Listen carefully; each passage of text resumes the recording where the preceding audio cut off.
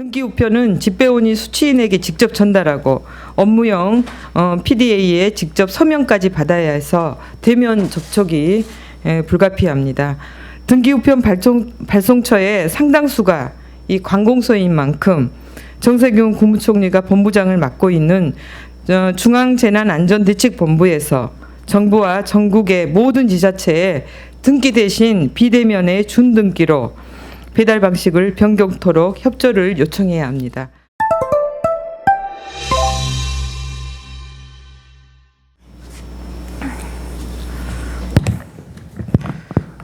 안녕하십니까. 정의당 민생본부장 추혜선 국회의원입니다.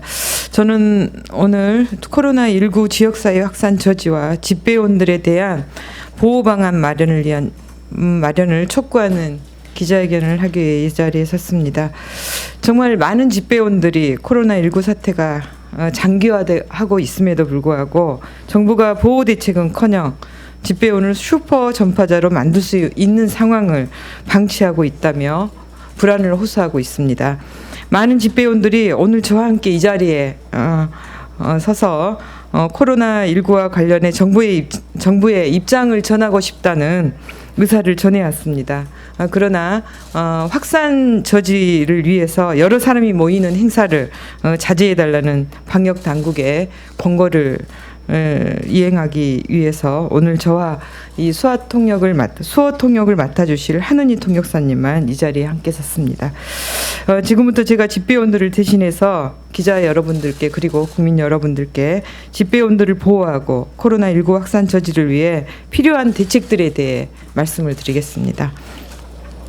법무부가 코로나19로 자가격리 중인 1만 4,500명의 출국을 금지하고 이 사실을 등기 우편으로 통지했습니다. 등기 우편은 집배원이 수취인에게 직접 전달하고 업무용 PDA에 직접 서명까지 받아야 해서 대면 접촉이 불가피합니다.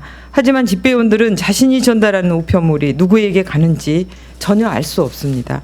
코로나19 확진자와 자가격리자 관련 정보가 우정사업본부에는 전달되지 않고 있기 때문입니다. 민감 정보이기 때문에 공개에 신중할 수밖에 없다는 점 충분히 이해합니다.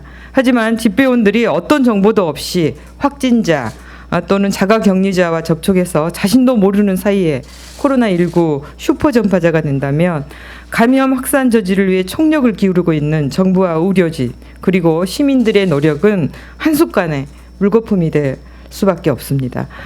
이런 문제 제기가 이어지자 법무부는 우정사업본부와 협의해 자가격리자의 출국 금지 사실 통지를 등기처럼 이치조에는 가능하지만 우편함과 같은 수취함으로 우편물을 받을 수 있는 준등기 방식으로 전환했습니다. 법무부의 자가격리자 출국금지 통보 방식이 뒤늦게나마 비대면의 준등기 방식으로 전환된 건 다행이지만 여전히 집배원들은 감염의 공포를 호소하고 있습니다. 하루에 100여 곳, 150곳씩 방문해 등기 우편을 전달하고 시민들을 대면하고 있기 때문입니다. 코로나19는 경증에서도 전파력이 높은 바이러스다 보니 감염 여부를 초기에 인지하기 어렵습니다. 수많은 시민과 접촉하는 집배원이 그리고 집배원과 접촉하는 수많은 시민들이 서로를 보호할 수 있도록 법무부뿐만이 아니라 국세청, 경찰청, 세무서, 지방자치단체 등 관공서에서 보내는 등기 우편만이라도 코로나19 감염증 사태가 종식될 때까지 준등기 방식으로 전환해서 비대면 배달을 늘릴 수 있도록 해야 합니다.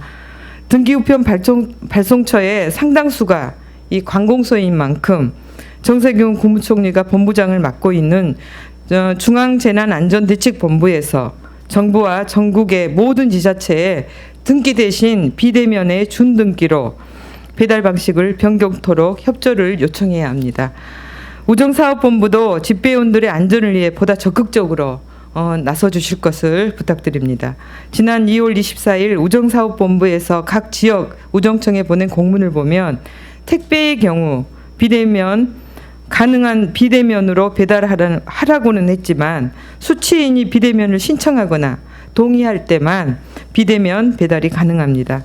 현장에서 마스크 가격 인상 등의 문제를 해결하기에 고시를 개정했듯 택배 수령 사실 확인 방법과 관련한 고시만 개정해도 지금과 같은 상황에서 전면 비대면 배달이 가능한데 우정사업본부가 소극적이라고 문제를 제기하고 있습니다.